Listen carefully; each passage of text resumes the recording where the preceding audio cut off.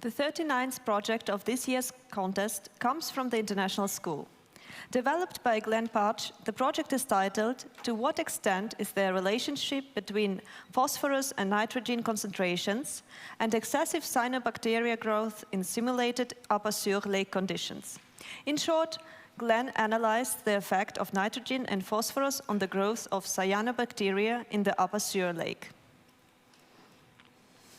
Hello everyone, and yes, that is a pretty long research question, so let's start by breaking it down. So, cyanobacteria, which is also known as blue-green algae, is a family of photosynthetic bacteria that, when growing excessively, will start forming what we could call a bloom, simply because there is so much bacteria at the surface of the water that it almost appears as algae, as we can see in figure 1. And this, in turn, will lead to a decrease in phytoplankton diversity because cyanobacteria produces a toxin that is hugely poisonous to organisms both within and outside the water body if they swam, drank, or even ate an organism from the water body affected. And so in Luxembourg, we have now cyanobacteria occurrence almost every summer. It lasts longer, it starts earlier, and you've probably already heard of it. It is what causes the sort of annual water activity bans on the Upper Sûre Lake. And so I was interested in what caused such water bans, and after some research, two possibilities really came. Either climate change or agricultural input, especially nitrogen and phosphorus, leaking from the fertilizers used in crops down into the water body. But the research that was conducted was always ran in conditions that simply could not be applied to Luxembourg because, as we know, we don't have 16 hours of sunlight and 30-degree weather every day for weeks, which would be very nice, but also no rain, which wouldn't be as convenient. And so weather just seemed to have such a great impact that I really wanted to simulate the conditions found at the Upper Sûre Lake to really find what was the cause, hence why I researched the impact of nitrogen and phosphorus on cyanobacteria growth in Luxembourgish climate. So to measure growth, I'll simply look at the change in light transmission by measuring it before and at the end of the practical using a colorimeter set at 490 nanometers.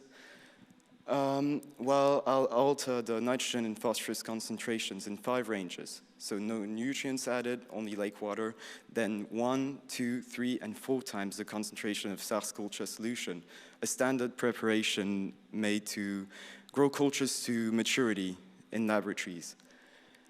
And then the remaining 3 variables all control photosynthetic growth or division rates, with temperature and light intensity both controlled by leaving all my cultures outside, exposed to the Luxembourgish weather here from June to July. And CO2 concentration by regularly opening the cap on my water bottles, because that way I could keep a cap on and prevent any spillage. And so here's my methodology in detail, but I think I'll come back to it later.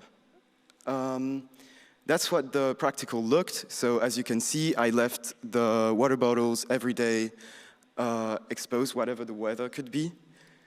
And after 6 weeks, I was able to collect this data. And we can see here that there's been an overall decrease between the start and the end of the practical on all solutions, but the decrease in light transmission is enhanced as we increase nitrogen and phosphorus concentration. But it still looks kind of messy, so I converted the change in light transmission to percentage increase because some solutions started with different amounts of cyanobacteria, and I was then able to draw this graph, figure 7, where we see a pretty clear logarithmic relationship between nitrogen and phosphorus concentration and the growth of cyanobacteria. And this can be explained by literature, because as we increase nitrogen and phosphorus concentration, we have a faster carbohydrate metabolism. meaning that all like the majority of the carbohydrates formed during photosynthesis can be utilized for growth and until it reaches the genetic growth potential, where it will eventually stabilize this growth, as we can see at higher concentrations. We can also see from figure 7 that even a minuscule amount of nitrogen and phosphorus already yielded huge growth, with, a 460% increase for only 2 micrograms of phosphorus per liter. And so if we look at qualitative data, we can also find some other findings and possible errors. In this case, we had bubbles of gas indicating photosynthesis occurring, thereby growth, when the temperatures were between 17 to 30 degrees. And this again fits other research that showed that at least one of our 5 investigated strains had its optimum temperature between 20 to 34 degrees Celsius. Now, a problem with the observations of bubbles of gas was that we could only really see them when the light intensity was greater than 3,000 lux.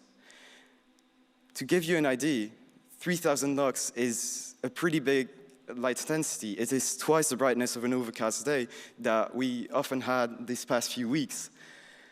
And this seems weird because other scientific literature indicated that one of our investigated strain, Planktothrix, had its optimum temperature its optimum irradiance, between 2,150 to 3,500 lux. So we should see bubbles of gas being produced under 3,000 lux.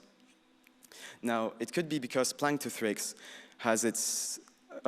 is usually found within 4 to 15 meters of depth, and I could only really collect surface water, which shows that there is a bias in this research. Another observation which kind of weirded me out in a way was that we could only observe buoyant cyanobacteria, meaning cyanobacteria at the surface, in the lowest nitrogen and phosphorus concentration, where I added no nutrients. And as I mentioned earlier, as we increase nitrogen and phosphorus concentration, we do increase the metabolism of carbohydrates. Hence, we must have a lowered storage of carbohydrates, making the cyanobacteria lighter and allowing it to float. But it could be due to the SARS culture solutions that I used, where the powder remained undissolved, as we can see in figure 9, even 6 weeks after the practical ended. 6 weeks after the practical started, sorry. And so this could hint that in a way nutrients couldn't really reach the upper layers of my water bottles, hence cyanobacteria that started to become buoyant, quickly became nutrient-starved, and sank back down. But what's the greater point of this research? Well, we can come to a conclusion that nutrients, so nitrogen and phosphorus especially, were needed to sustain the growth. And they did up until a certain point where it started to plateau. But in order for any growth, for any bloom to occur in the Luxembourgish climate, we do need appropriate light intensity and temperature. We can see then how much of a problem it'll become with climate change, because we'll have conditions that are more that are better for cyanobacteria growth, with hotter, sunnier, drier summer. And as we saw here, only a small amount of nitrogen and phosphorus was needed to actually stimulate growth. So we could have cyanobacteria in lots of water bodies, long as that threshold is already reached. It's a really small threshold. So we will quickly start seeing huge impacts on the wildlife, that, affecting directly fishing, but also tourism with the water bans here, as we can see in Luxembourg. And also a problem on the drinking water supplies, which we're not really concerned here in Luxembourg because we have proper treatment, but imagine for the countries that can't treat their water as well as we can. Of course, we could limit the problem by removing nitrogen and phosphorus from the water supplies, but this will reveal costing 3.1 billion euros in the Baltic Sea. Cyanobacteria proliferation may then become a major climate change impact here in Luxembourg, but also in Europe. Thank you.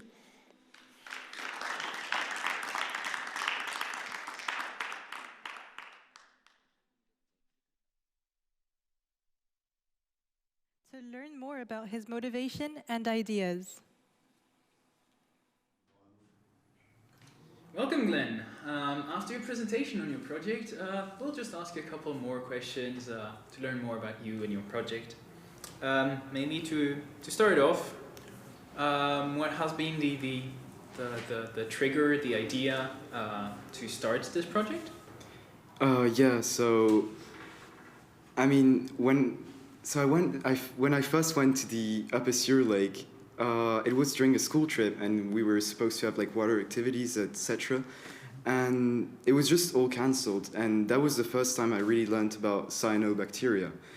And then I came to 11th grade, where we needed to essentially have a scientific project, and I really wanted to see a climate change impact here in Luxembourg.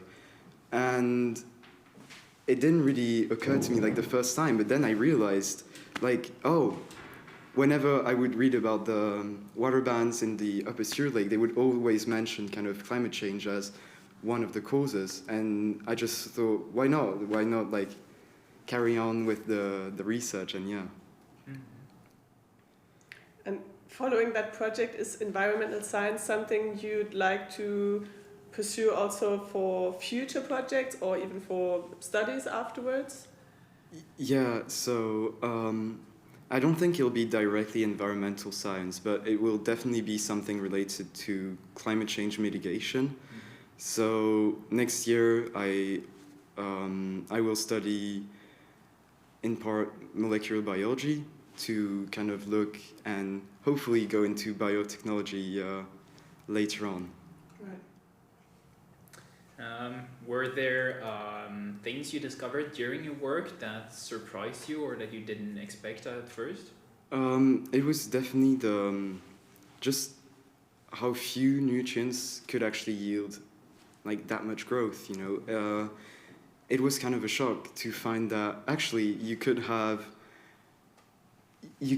like a toxic amount of cyanobacteria growing in, like, for example, Evian water, if you had the conditions needed, for example, good weather that was appropriate for that. And yeah, that was definitely something.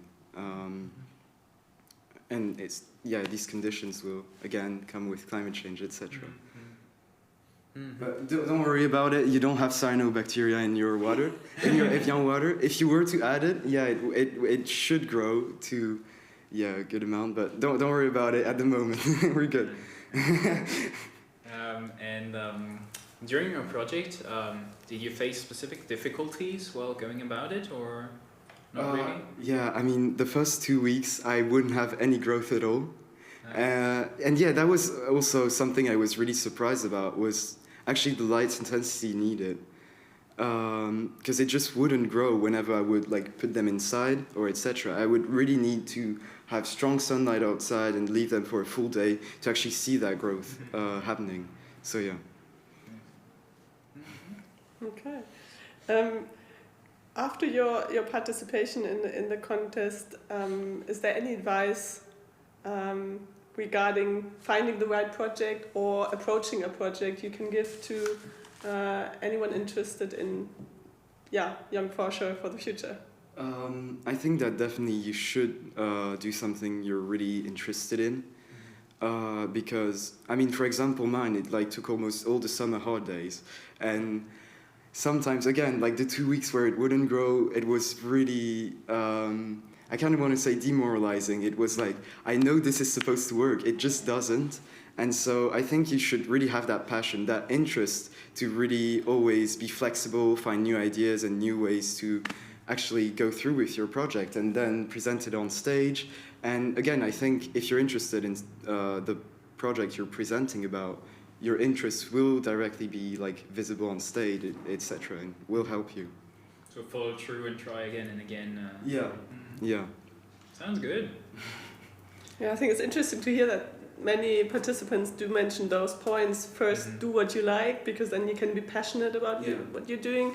And second, keep on going, whatever it takes, even though you might need to overcome some obstacles on the way. But yeah. Well, thank you very much for answering our questions. Thank you. And congratulations for the participation in the contest. And yeah, just gonna wish you good luck for tomorrow for the prize ceremony. Yeah, thank you. Thank you so much.